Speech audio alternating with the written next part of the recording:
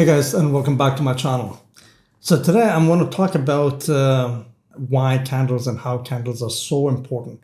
That if you don't understand candles, you are doing yourself an extreme amount of disservice as a trader. You'll hear a lot of jargon that not all candles are important. There's a lot of noise in the market, but trust you me, every single candle matters and every candle tells a story. And I've been saying that again and again, and I will keep saying that again, that how important it is for you all to understand what is the candle story, right? So let's look at the charts over here. And I pre-drew what a candle should look like. Forgive my drawing over here. But there is a reason why I'm showing you this. So let's look at this candle.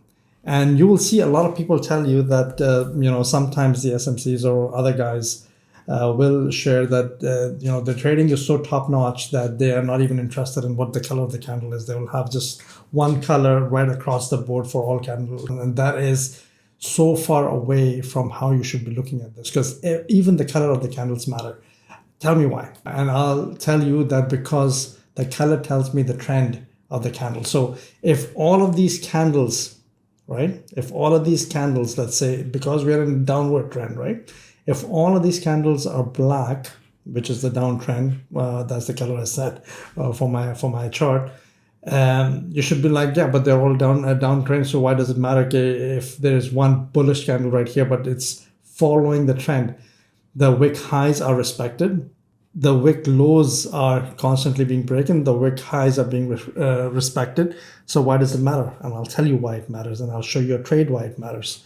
So if I were to trade this candle, if it's a bullish candle, it should show a trend like this on a smaller time frame, right? It should show a trend like this on a smaller time frame, right? It'll go up and then it will eventually come down and it will probably close here.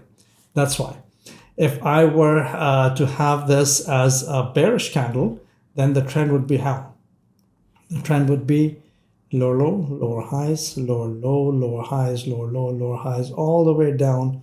It'll come all the way down here till the wick, and then it'll retrace back to this point, and then it'll close. That's how your candles form, right? So if you take away the color for me, or you have no distinction between what a bullish or a bearish candle look like, then how the hell do I tell if it's a bearish candle or a bullish candle, if the trend is going downwards or the trend is going upwards? So again, you might question, so why does it matter? Does it really matter? Are we paying, are we over focusing on things that really truly don't matter? And I will challenge you that it matters greatly, because if I were to take this candle right here, yes, and highlight this like this, and I'm looking at this trading opportunity. Why am I looking at this trading opportunity? Because we had a huge momentum candle, bearish, pretty much breaking every single candle over here, the main structure on the 15-minute over here, and it's a fully decisive candle. So the trend on the 1 minute is what? It is clearly a downward trend, right? So once it starts breaking this signal, this structure here, the structure, clearly it's a downward trend. And even so over here, it's a downward trend, even within the candles itself, yes?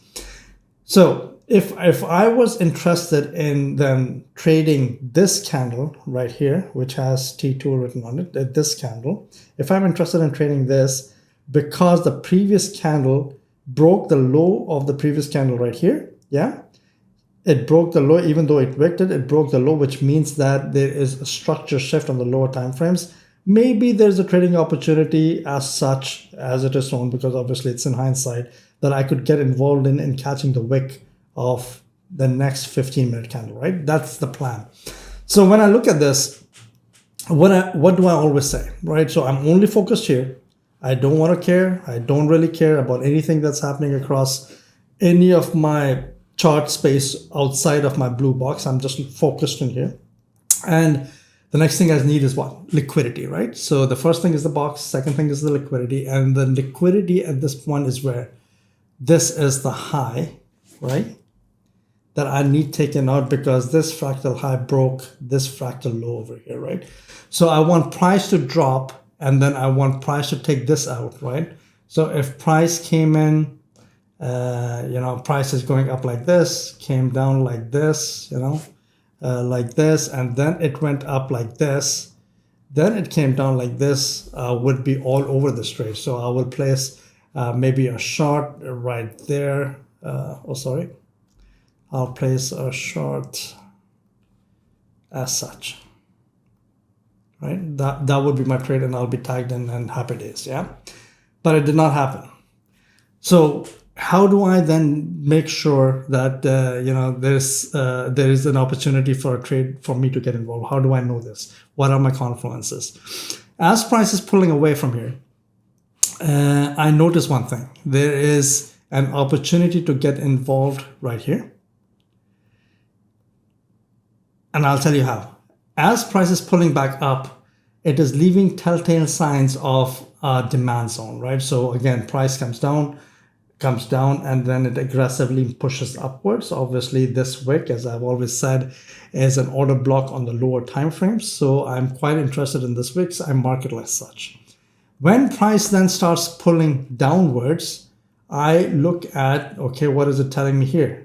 That it is a liquidity sweep at that point, but there is a potential supply zone over here. And one of my entry models is how does the battle between the supply and demand zones happen? So when I'm observing this, price is coming down over here.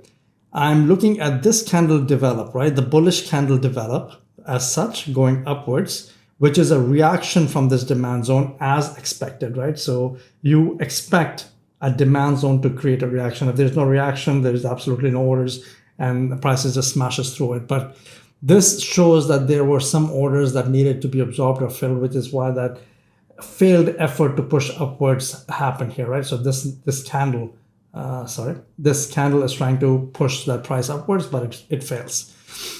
So when price is pulling this way, now I have potentially two entries that I'm looking at.